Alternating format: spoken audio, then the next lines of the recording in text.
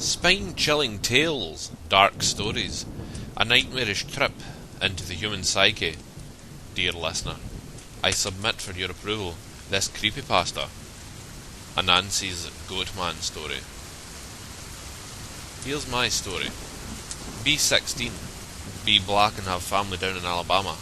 They farm and own a huge amount of land down in Huntsville. Uncle owns a big house and a bunch of trails they put out in the woods for hunting or camping. Down south cousins suggest that we go out there to camp. No, I'm a city kid from Chicago, so they tease the fuck out of me. Collect food, kill a pig and some chickens, and bring necessities to camp out for a few days. We get to the camp and it's obvious something is weird. Air has this weird electric smell, like right before a storm, like ozone. We think nothing of it and unpack and go down to a little creek to swim for a few hours. All of a sudden some older white guy and a white teenager come out of the bushes. He has a shotgun in the crook of his arm and says hello and asks us what we're doing this far back in the woods. I tell him about my uncle, who he knows, and says we're camping out. He tells us we need to be real careful out here and stick together. There is a big animal in the woods. His son, who is my age, asks if he can stay and hang out with us. He says okay. I'm going to stop green texting because the story is fairly long and the format is harder to write in. So we end up playing football, dicking around with me. There's the white kid Tanner, 5 of my cousins, and then 4 of their friends. In total there were 5 girls and 6 boys. We were all around 15 to 17 years old. We ended up just dicking the day away. So, we head back to the camp and pulling out some stuff for a campfire, even though the trailers both had kitchenettes. Tanner says that his family's property sits up against my uncle's. He wants to run home and ask his dad if he can come out camping with us. My cousin Rooster says he's going to go with him since it's going to get dark soon. One of the girls also wants to tag along. It's about 7 o'clock, and it's starting to get pretty dark. They take flashlights and take the trail towards Tan's property. The rest of us chill. We make s'mores, drink, and kiss on the girls. About 30 or 40 minutes later, there's the smell of ozone again. You could smell it over the smell of the fire we had started. This really nasty, coppery smell, like right after you've had a nosebleed and it's stopped. It wasn't exactly like dried blood, but it was that nasty metallic back of your throat smell. We immediately think that it's some kind of electrical malfunction, or someone left a hot plate on or some shit. We search the trailers and nothing is on, and we can all smell it. All of a sudden, we can hear people booking down the path towards us, and Rooster, Tan, and the girl all come running into the clearing out of breath, and they don't even break stride. They all run into the trailer right by where the fire is. We all get the fuck out of there into the trailers. They end up calming down. Even Rooster is crying his fucking eyes out at this point. All the while the fire is guttering lower and lower, so my other cousins say fuck it, and are about to go outside to get the generator out of a shed between the trailers. Tanner goes, fuck no, lock the front door, ain't nobody else going outside. He's been crying too, and his eyes are bloodshot and puffy and his pants are dirty as shit. He goes on to tell us that they went up to his house. His father said sure he could go out camping, but to make sure they were careful on the way back, and that maybe they should take one of the hunting rifles just in case. Evidently Tanner had seen something in their yard a few days before. One of their pigs had come up, ripped up and half eaten. They assumed it was just some big cats or coyotes, even though they don't usually fuck with live animals. He had gone upstairs and packed his stuff, and told his dad they would be okay without the rifle because coyotes avoid people. So they started walking back toward where we were camping. So Rooster finally stops crying and shaking. The girl already had, but she was just staring out the window with a dumb look on her face.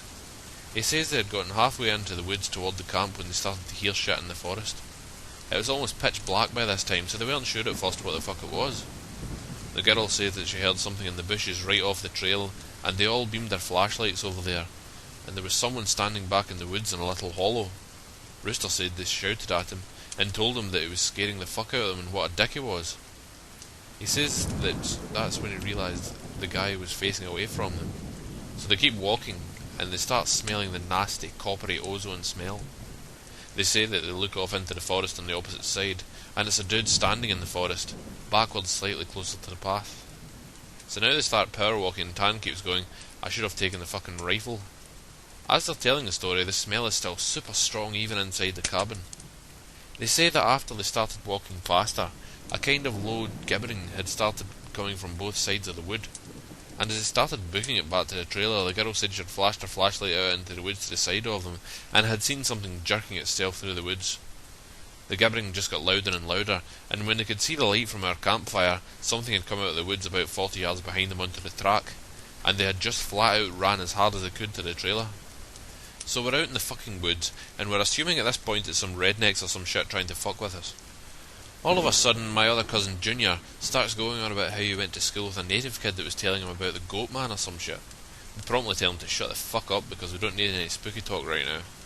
But he just keeps going on and on about how it's the fucking Goatman, and how we're in his woods and blah blah blah.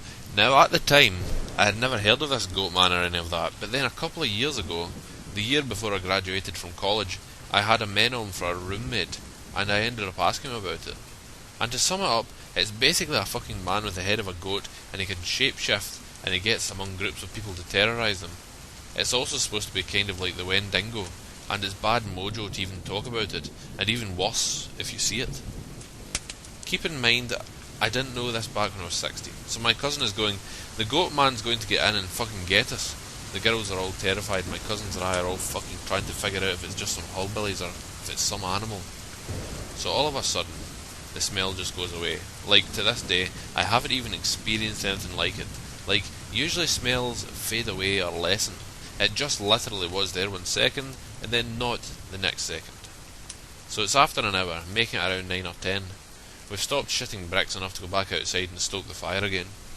We figured it was just some assholes trying to fuck with us. So we don't go back home, because we think if we do, they'll chase us through the woods or some crazy shit. Nothing else weird happens that night, and we stay another night. And for the main part of the night, nothing happens. At about 1 in the morning, we're outside getting drunk and telling ghost stories.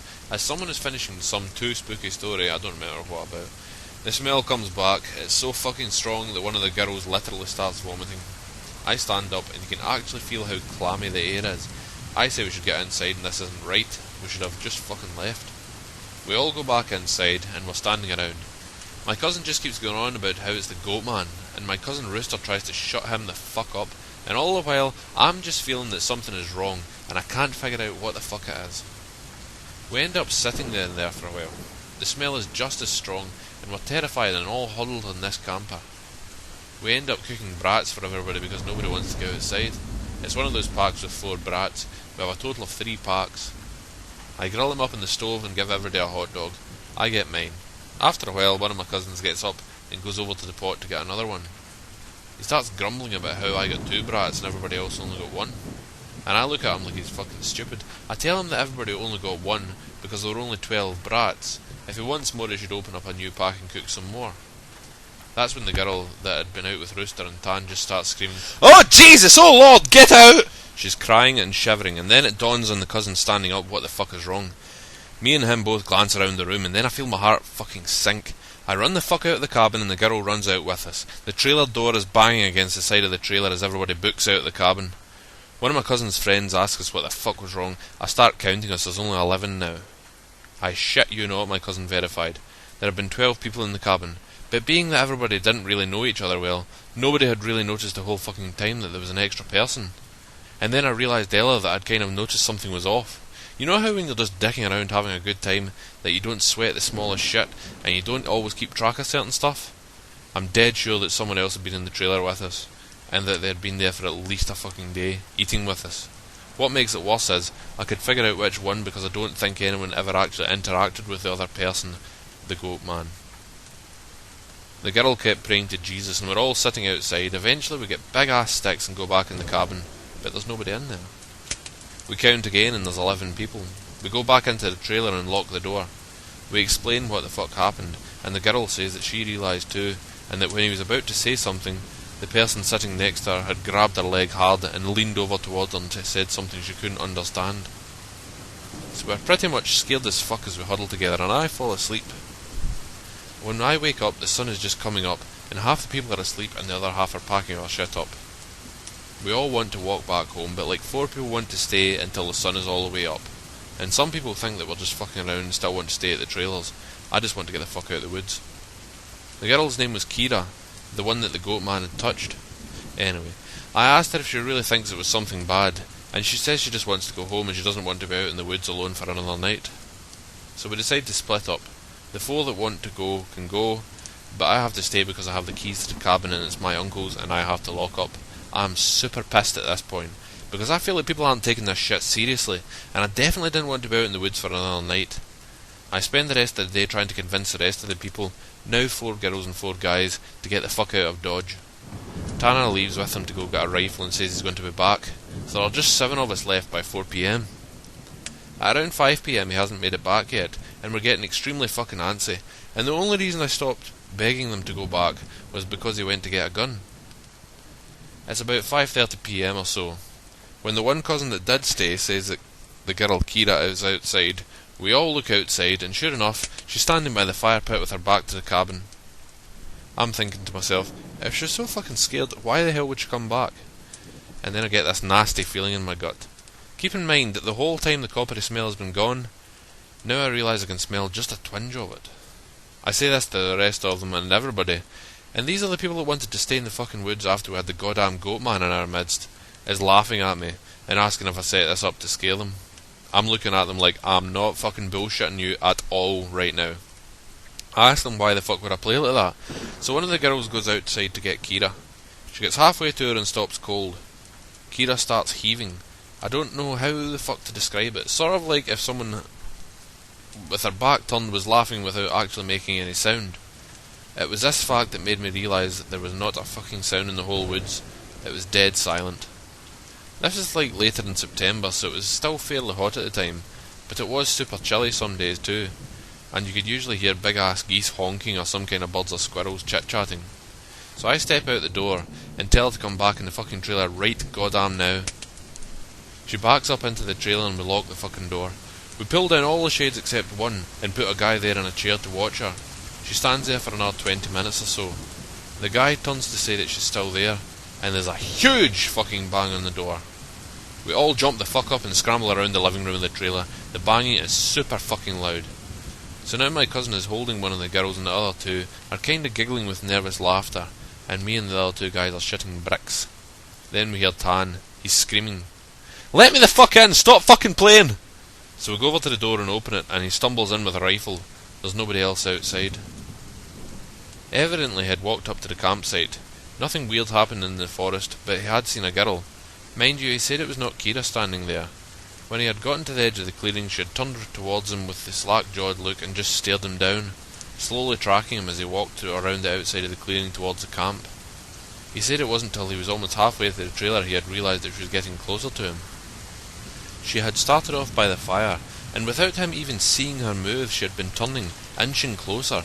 He said he just ran the rest of the way back to the cabin thinking it would open, and when he got to the door and it was locked, he turned and it was about half the distance to the door. He looks around the room and then gets super pale. He pulls me to the side and whispers in my ear, "You know there are only 7 of us in here, right?" I get that feeling where your stomach drops to your nuts. It had been back inside the trailer while we were sorting out who was going where, and then when we all went outside to talk earlier in the day, it has just slipped right back in. We looked out the window and there is nobody out there, so we recount everyone, and then basically I go over and ask everyone how many people were here earlier, and everyone says 8. I say, well, how many are there here now? They all do the count and then realise there are only now 7 people in the cabin. So Tan had brought back a couple of boxes of ammo in his rifle, and he had told his dad that there was some kind of animal in the forest, because he didn't think his dad would believe him if he said it was Goatman. He says that his cousin is supposed to be coming down in a few hours, and that in the morning we can all go back to his place and his cousin will drive us home. Now I'm really fucking terrified, but I at least feel better because we can be American and shoot the fuck out of whatever it is if it comes back. But then my cousin gets into this huge argument with one of the girls because she thinks that I'm trying to be funny and prank them, and that she's getting really scared and that I'm not funny. He keeps telling her I'm not that kind of person, and she says, well, how do we know the girl wasn't just Tanner in a wig? Or if it's really the Goatman, how do we know that this is the real Tanner, and the Goatman just didn't kill Tanner in the woods and take his gun? So we fucking get into a huge argument about this, where me and Tanner are like, we could seriously be in danger because at the very least someone has been sneaking themselves into our fucking trailer without us knowing and mingling with us, and at worst, something bad is in the forest fucking with us. One of the girls is crying and says she wants to go right now, and we're trying to tell her we shouldn't because none of us are walking through the woods in the middle of the night. At this point the sun is starting to go down, it's getting a little cloudy out. We eat something and turn on the radio for a while, but we can't really get a station out there with anything decent. So we turn it off at about the time that Tan's cousin shows up. He was like 19, I think. At this point, the sun is just barely over the horizon, and he has one of those heavy-duty lantern flashlights and another rifle.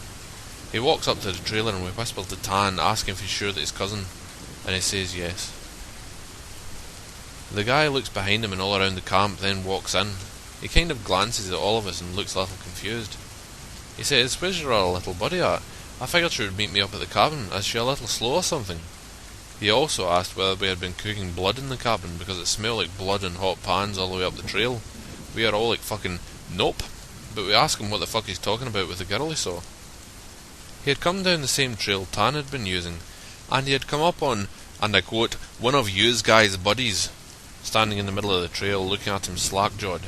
He had asked her a bunch of questions, but all she did was just look at him. Then she smiled at him and he just kept walking. She couldn't seem to keep up with him and kept lagging a little behind him. He said he asked her if she was hurt or something and if she needed any help, but she had continued to stare.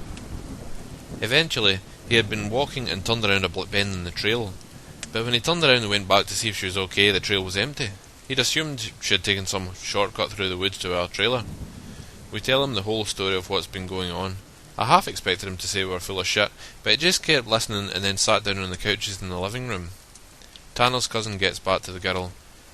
He says when she had kept trying to lag behind him, it had kind of weirded him the fuck out, so he tried to keep her in front of him, but no matter how slow he walked, she was always lagging a little behind. And that he smelled this nasty smell, and it got stronger as he got to the camp. Eventually it got really strong. She had said something really low that he didn't catch, and when he had turned around, she had been right the fuck up on him, and he stepped back from her. It was at this point he asked her if she was okay, and if she wasn't, him to carry her back the rest of the way, and she just kept staring. He said he reached out for her, as in to grab her on the shoulder, but he must have misjudged the distance, because she was off to the side of where he had put his hand, like she had moved while he was looking dead at her. So at this point we know this shit's real, unless Tan is playing a joke, which we can tell he's not because he's almost pissing his pants. So they load up their rifles, we eat some more, and we just kind of sit around until about 11. To this fucking day, every time I think about this, I really pray to God that it's some huge prank that my cousins played on me and just never revealed, so I would shit for the rest of my life. At round 11, the stink of copper turns into an actual nasty, gross, blood-like smell, like cooking blood and singed hair. Tan and his cousin Reese get the fuck up instantly and grab the rifles.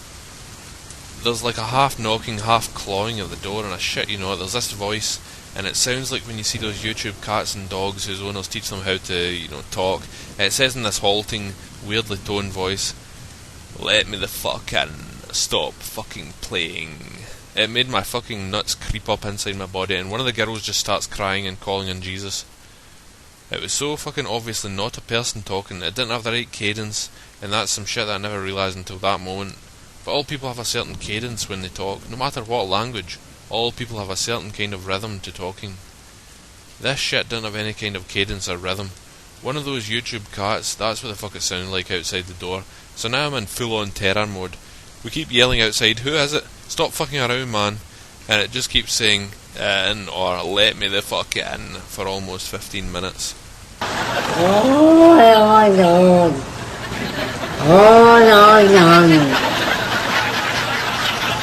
Oh no, no. It sounded like that almost, just not funny. Sorry for being on a tangent, but if you can't imagine how this shit sounded, then you can't imagine how fucked up the whole situation was. So then the smell goes away for a while, and for the next hour or so you can hear someone basically creeping around in the woods and shit. Every couple of minutes I'll come back into the door and say something. Finally, when the smell fades away, it's around 2 in the morning. Reese says, "Man, fuck this," and opens the door and walks outside with his rifle. He fires a shot into the air and says something to the effect of, "In the name of Jesus Christ, go away." He fires 2 more times, and then from the woods right up against the river across from the trailer, it sounds like something is slowly gibbering and hooting. Then it starts screaming, and it sounds almost like a woman and a cat in a bag screaming together. Like, I seriously have never heard any shit like that, and you can hear the brush over that way start to shake. Reese fires over into the tree line and then starts backing into the house. We lock the door and we can't hear this shit keening and screaming. Reese says something had come out of the bushes super low to the ground and crawling towards the cabin. He had shot at it. Pretty much that was how the rest of the night went. It was literally screaming constantly for the next 2 hours, and we could hear shit moving out into the tree line. But it never came back up to the cabin until everybody had fallen asleep. Tan had been sitting in the chair watching the door with his rifle. Nobody else heard or saw this, and he told me 2 days later after this whole thing was over. He said he had been nodding off after the screaming and noises finally stopped, and he had been almost asleep when he saw someone come out of the bathroom and then lay down in the middle of the floor and go to sleep. He just assumed it was one of us and he had nodded off. Then he said he kind of realised something was wrong, and while pretending to be sleeping he counted us. There were 9 people in the cabin. He basically didn't want to try to shoot at the fucking thing in the cabin and have it kill us all, then and there, or have Reese wake up and start shooting and then we kill ourselves. So he just stayed awake all night pretending to be asleep. He said sometimes it would stand up and kind of do this weird kind of jittery thing, or heave like it was laughing, but then it would lay back down. The story closes pretty weak because from my perspective nothing happened. We woke up and I noticed that Tan was a little jittery, and that he was avoiding a lot looking at all of us. But we ate some breakfast, packed up and started walking to his house. He stayed last in the cabin and said he'd lock up and bring me my uncle's keys, to just start walking and he'd catch up, which I didn't really want to fucking do. We got a little bit up the path, and when he came running up, basically we just jogged back to his house. His cousins took us home. There was a window in the bathroom. Tan had gone back to lock up and looked in there. We were too stupid to lock a screenless window. The window was fucking up when he went in there. I'm guessing it had been doing that all along, waiting for us to fall asleep or slip up, and then getting in among us. It walked with us all the goddamn way back to his house, and then he said it lagged to the back of the group and looked him dead in the eyes before walking into the woods.